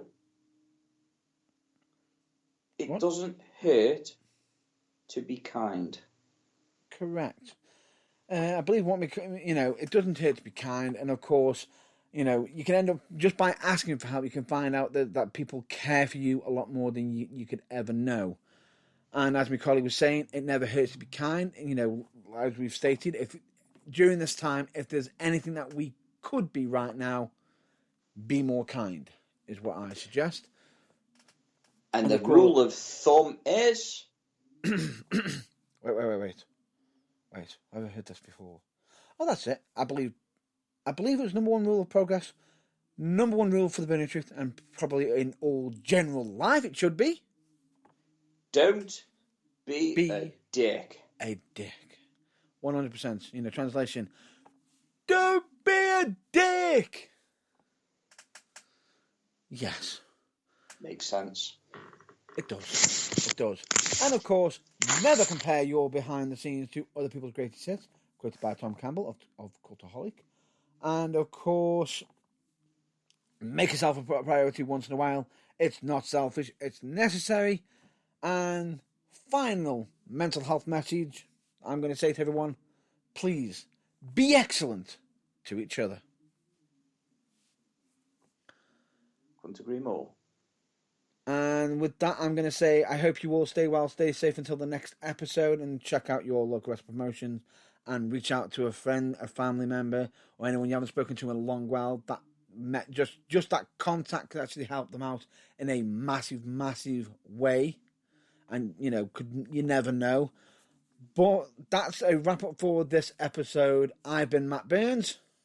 I've been James Irvine. This has been The Burning Truth. It has been emotional. Time to go out with the countdown. 3, 2, 1. Bye! See you folks until next week. Catch you later.